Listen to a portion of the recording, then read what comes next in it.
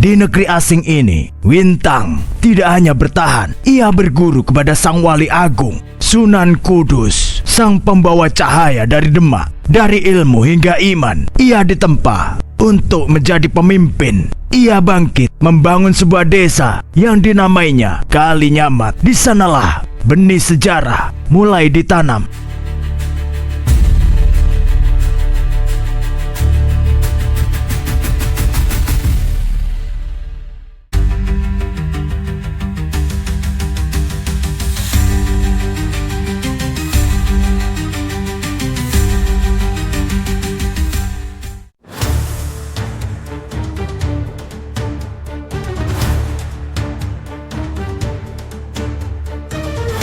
Karismanya mengundang perhatian kerajaan dan tak lama ia mempersunting seorang putri. Bukan sembarang putri, melainkan Ratna Kencana, putri Sultan Trenggono, Raja Besar Kesultanan Demak.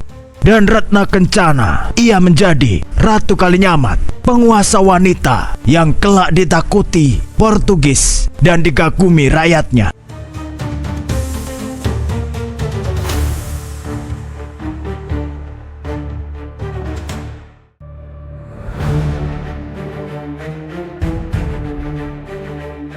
Bersama suaminya, mereka memerintah Jepara, memahat sejarah dengan tangan mereka sendiri. Di sisi mereka berdiri Chi Hu Quan, ayah angkat Wintang, mantan menteri Tiongkok yang kini menjadi Sungging Badar Duung, patih kerajaan sekaligus guru seni ukir Jepara. Dari tangannya, seni sebagai warisan dan kayu menjadi kisah yang abadi. Dari badai ke istana, dari gelombang ke kemasyhuran, kisah Pangeran Kalinyamat dan Ratu Kalinyamat adalah kisah tentang cinta, keteguhan, dan bagaimana orang asing pun bisa menorehkan takdir yang kekal di tanah Jawa.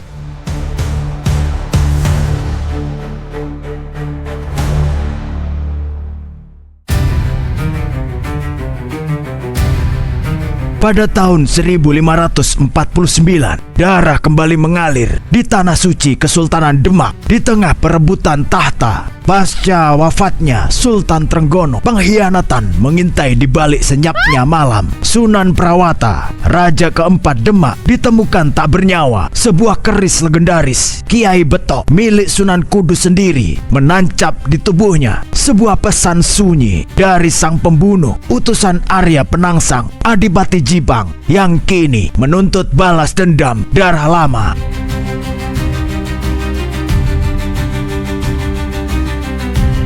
Ratna Kencana, Ratu Kalinyamat, berduka. Tapi bukan hanya duka yang menyelimuti hatinya. Ada kemarahan, ada luka lama yang terbuka. Ia dan suaminya, Pangeran Kalinyamat, melangkah menuju Kudus, menuntut keadilan pada Sang Wali, Sunan Kudus. Namun, keadilan bukan milik mereka. Di hadapan Sunan Kudus, mereka tak menemukan simpati. Sang Wali berkata dingin, Sunan Prawata telah membunuh ayah Arya Penangsang, Sekar Sidolepen. Kini, ia hanya menuai apa yang ia tanam. Itulah hari di mana Ratu Kalinyamat kehilangan kepercayaan pada dunia. Dalam diam dan kecewa, ia dan sang suami berbalik arah. Mereka pulang ke Jepara, tapi takdir belum selesai menuliskan deritanya. Di tengah perjalanan pulang, mereka disergap pasukan Arya Penangsang, memburu mereka seperti binatang. Pangeran Kalinyamat bertarung hingga tetes darah terakhir. Tubuhnya roboh,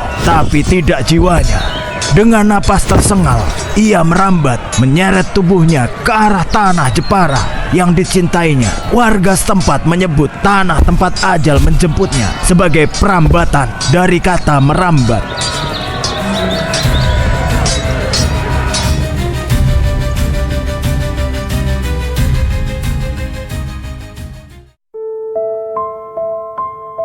Ratu Kalinyamat tak berhenti. Dengan tangis tertahan dan tubuh lelah, ia membawa jenazah sang suami menempuh jalan panjang menuju Mantingan. Dan setiap tempat yang dilaluinya diberkati luka dan kenangan. Di sebuah sungai darah mengalir dari jenazah ke air. Warna ungu menyebar dan sungai itu kini dikenang sebagai Kali Wungu. Ia terus berjalan melewati pring tulis di mana batang bambu mencatat kelelahan langkahnya. Berjalan moyang-moyong tertatih di tanah yang kini disebut Mayong.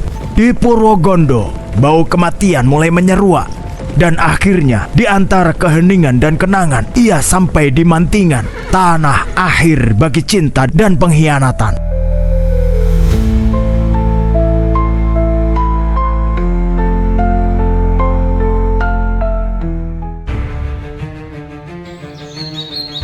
Ratu Kalinyamat kehilangan segalanya, tapi dari luka itu lahirlah keberanian, dan dari darah itu tumbuh semangat perlawanan yang tak akan pernah padam. Setelah duka dan darah yang menimpa hidupnya, Ratu Kalinyamat lenyap dari hiruk-pikuk istana. Ia pergi bukan untuk melarikan diri, tapi untuk menyusun kekuatan dari luka yang menganga.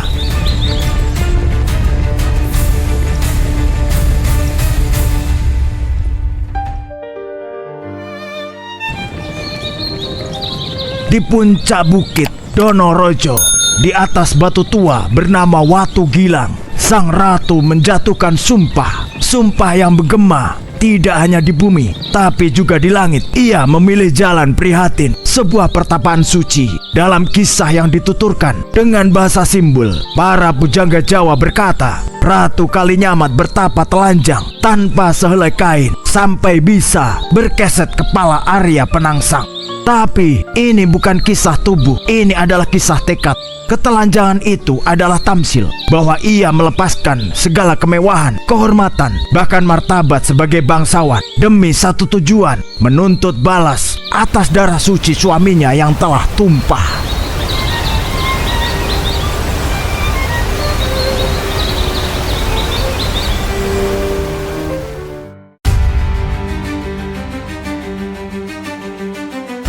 Arya Penangsang tak tinggal diam. Kabarnya sampai ke telinga sang Adipati Jipang bahwa Ratu Kalinyamat kini bertapa sendirian, tak bersenjata, dan ia mengirim Algojo.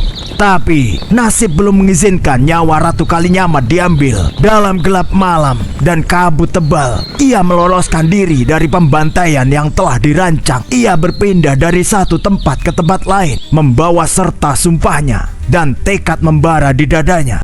Ia bukan hanya seorang janda yang berkabung.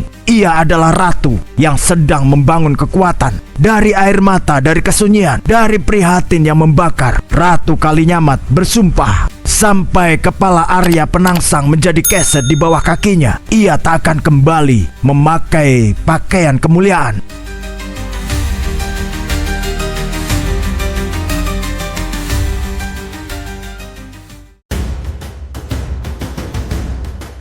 Di tengah sunyi Gunung Danaraja, setelah duka yang mendalam, di sana ia bertemu Jaka Tingkir, sang Adipati Pajang yang tengah dalam perjalanan pulang. Dengan suara gemetar menahan bara, Kalinyamat mendesak, bunuh Arya Penangsang, dan demi nama Demak dan Jepara akan kuserahkan keduanya kepadamu bila kau menang. Namun Jaka Tingkir sebagai menantu keluarga Demak enggan menyerang secara langsung. Maka diumumkanlah sayembara, siapapun yang mampu menghabisi nyawa Arya Penangsang akan diberi tanah atas Mentau dan Pati sebagai ganjaran. Dua nama besar, Ki Ageng Pemanahan dan Ki Panjawi, menyambut tantangan itu. Bersama mereka, Sutawijaya, putra Pamanahan, turut maju membawa pusaka Kiai Pleret, tombak sakti pemberian Jaka Tingkir sendiri.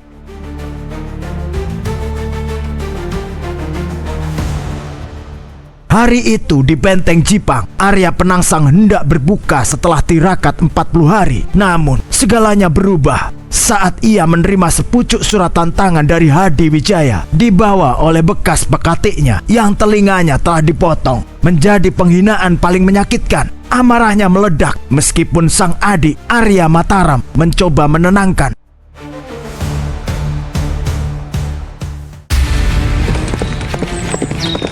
Penangsang naik ke medan perang menunggang kuda jantan sakti Gagak Rimang. Perang pun pecah di pinggir Bengawan. Sore, Gagak Rimang mengejar Sutawijaya yang menunggang kuda betina, memancing nafsu sang kuda untuk melompati sungai demi sang lawan. Dalam duel yang mengguncang tanah Jawa, tombak Kiai Pleret akhirnya merobek perut Arya Penangsang. Tapi Raja Jipang itu bukan manusia biasa. Dengan kesaktiannya, ia lilitkan ususnya yang terburai pada gagang kerisnya dan tetap bertarung. Ia berhasil meringkus Sutawijaya. Dengan sisa tenaga, ia mencabut keris setan kober.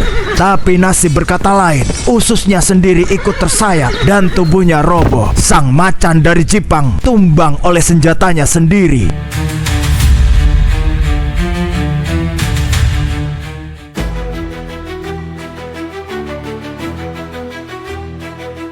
Setelah kepala Arya Penangsang tumbang dan darah dendamnya tertumpah ke bumi, Ratu Kalinyamat tak kembali ke istana untuk merayakan kemenangan. Ia kembali ke Jepara bukan sebagai wanita berkabung, tapi sebagai pemimpin sejati. Pada tahun 1550, dunia kembali mendengar gaung dari pesisir utara Jawa. 4.000 prajurit Jepara, 40 kapal perang berangkat mengarungi Selat Malaka, memenuhi seruan Sultan Johor. Musuh mereka bukan sembarang musuh, tapi bangsa asing yang membawa mesiu, meriak, dan kerakusan. Portugis.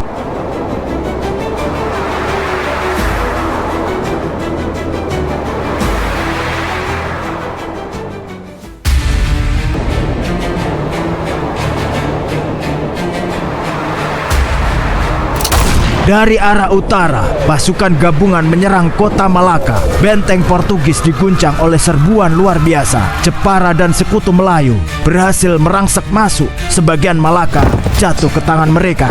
Tapi musuh tak tinggal diam. Portugis membalas dengan kekuatan yang kejam dan tanpa ampun. Pasukan sekutu terpukul mundur.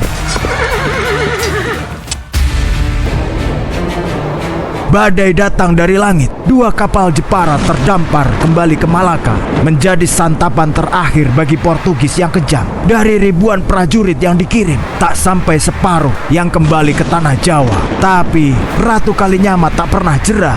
Air matanya menjadi besi, kesedihannya menjadi bahan bakar.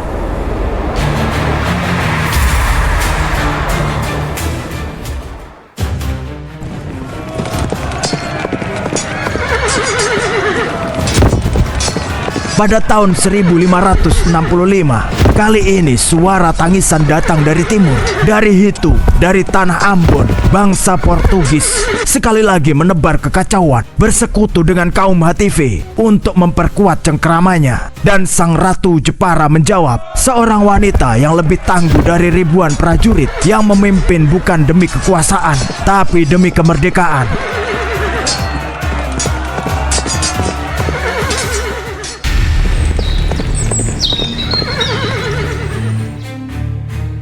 Sultan Aceh kembali memanggil.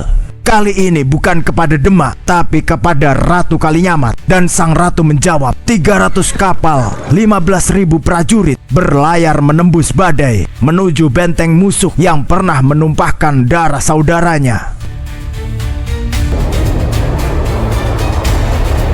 Bulan Oktober 1574, armada Jepara tiba. Terlambat, Aceh telah mundur. Pasukan Jepara tidak gentar. Mereka menembaki Malaka tanpa ragu, lalu mendarat, membangun pertahanan, bersumpah tidak akan pulang tanpa kemenangan. Tapi Portugis membalas dengan kekuatan penuh. 30 kapal Jepara musnah dilalap api. Bahkan 6 kapal perbekalan dirampas di tengah laut. Kekuatan Jepara melemah, tapi mereka menolak tunduk, menolak berdamai, karena tahu perdamaian itu hanya tipu daya penjajah.